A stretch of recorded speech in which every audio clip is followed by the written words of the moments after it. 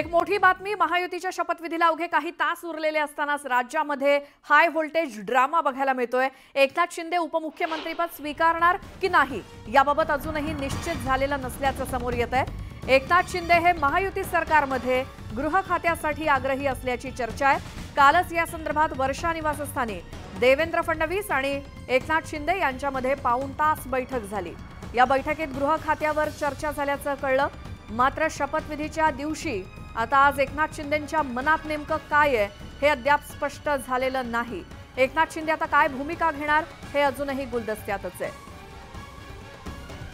तर शपथविधीला अवघे आता 3.5 तास उरलेले आहेत आणि अजूनही एकनाथ शिंदे यांची भूमिका स्पष्ट झालेली नाही। एकनाथ शिंदेंची मनधरणी करण्यासाठी शिवसेना आमदारांनी त्यांच्या वर्षा बंगल्यावरती धाव घेतली आहे। काळजीवाहू मुख्यमंत्री आहेत सध्या एकनाथ शिंदे। मात्र महायुती सरकारच्या महाशपथविधीमध्ये एकनाथ शिंदे हे उपमुख्यमंत्री पदाची शपथ घेणार की नाही या संदर्भातला निर्णय अजूनही झालेला नाही। काल एकनाथ शिंदे आणि देवेंद्र फडणवीस यांच्यामध्ये याच मुद्द्यावरून पाऊण तास चर्चा झालेली होती। गृह खात्यासाठी एकनाथ शिंदे आग्रही होते आणि आता तर चर्चा आहे न्यूज 18 लोकमतला मिळालेल्या सूत्रांकडून माहितीनुसार ती म्हणजे आत्ताची चर्चा ही नगर विकास खात्यावरनं सुरू आहे। नगर विकास खात्यासाठी एकनाथ शिंदे आग्रही आहेत, मात्र ते त्यांना मिळतं का, मात्र पुढे काय होतं, जर मिळालं तर आणि जर नाही मिळालं तर एकनाथ शिंदे आज उपमुख्यमंत्री पदाची शपथ घेणार की नाही हे सगळं त्यावरती अवलंबून आहे। हा सगळा हाय व्होल्टेज ड्रामा सध्या सुरू आहे। त्या संदर्भात बोलण्यासाठी जाऊयात आमचे प्रतिनिधी उदय जाधव यांच्याकडे। उदय,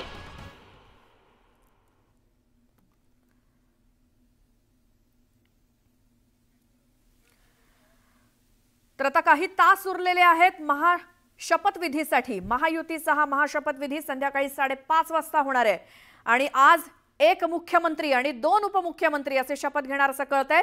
म्हणजेच मुख्यमंत्री पदाची देवेंद्र फडणवीस, उपमुख्यमंत्री पदाची अजित पवार शपथ घेणारच आहेत। मात्र दुसरा उपमुख्यमंत्री राज्याचा म्हणजे एकनाथ शिंदे आज शपथ घेणार की नाही याबाबत अजूनही सस्पेन्स कायम आहे। आत्ता चर्चा सुरू आहे ती नगर विकास खात्यावरनं। नगर विकास खात्यासाठी एकनाथ शिंदे आग्रही आहेत। आमच्या प्रतिनिधीने सांगितल्याप्रमाणे गृह मंत्रालय, त्याचसोबत अर्थ मंत्रालय, त्यानंतर महत्त्वाचं कुठलं जर खातं असेल तर ते नगर विकास खातं, ज्यासाठी एकनाथ शिंदे आत्ता आग्रही आहेत।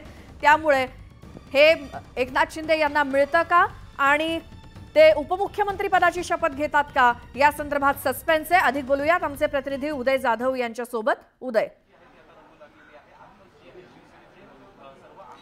वर्षा निवासस्थानी काळजीवाहू मुख्यमंत्री एकनाथ शिंदे यांची नव्या सरकारमध्ये शपथविधी घ्यावा, त्यांनी उपमुख्यमंत्री पदाचा शपथ घ्यावा यासाठी शिवसेनेचे नेते, आमदार, खासदार, सर्व लोकप्रतिनिधी आता वर्षा निवासस्थानी दाखल होत आहेत आणि त्यांची मनधरणी करत आहेत की काही वेळानंतर जो आझाद मैदानमध्ये महायुती सरकारचा शपथविधी सोहळा होणार आहे, मुख्यमंत्री देवेंद्र फडणवीस हे शपथ घेणार आहेत, त्यापाठोपाठ उपमुख्यमंत्री पदाची शपथ जी आहे ती होणार आहे।